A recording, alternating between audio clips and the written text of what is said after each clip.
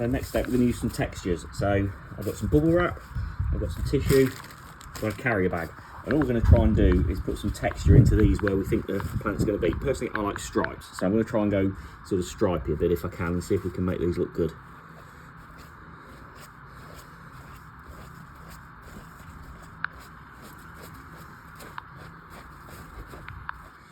Okay, so again, we're not looking for an actual planet finish here, we're just looking for something that looks...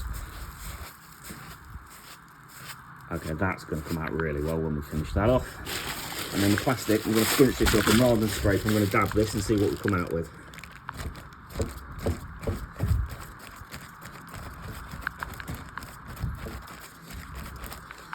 Right, I think that'll do. So that's how we've got these looking for now. Right, so the next phase, we're going to do this, we're going to have to lie this down flat. So now we need to start separating off sections. So we're going to use a plant pot on that one. While you weren't watching, I did another little one, because I'm going to do some kind of a moon. So I'm just going to use a lid for that. And I've got a circular one of those, just metal trays. So I've just got all this stuff lying around. And I'll get another, I'll have another circular tray on that one. So I just need to find something to weigh those down with.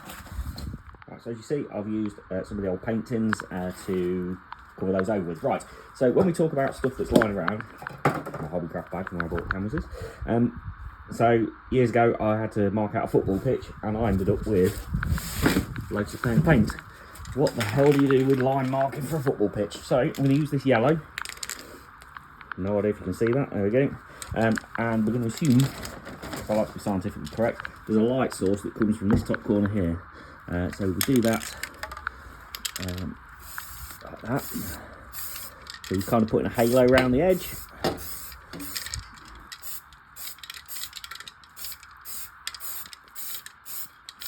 Doesn't matter if it splodges either.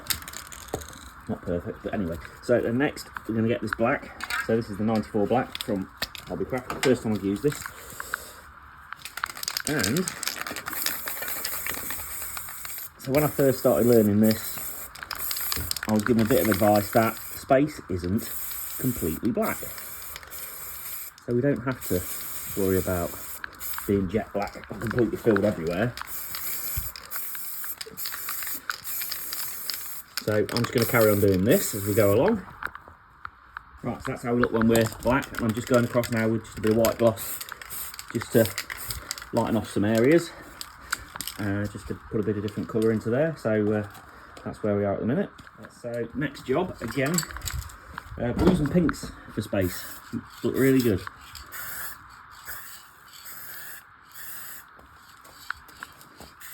So we're not really spraying actually any colour, we're just kind of dusting as you go along.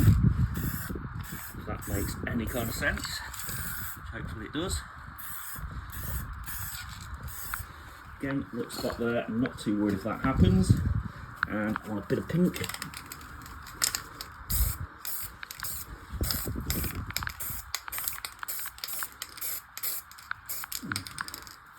There. And then I'm going to take this white, and I'm just going to brighten up that far top corner. So as I said before, it's got to be like there's a light coming from somewhere. So that brightens that up. So that's where we're at for now. So next job, I've taken some of this bronze, sprayed it into a tin, straight on your finger, and flick.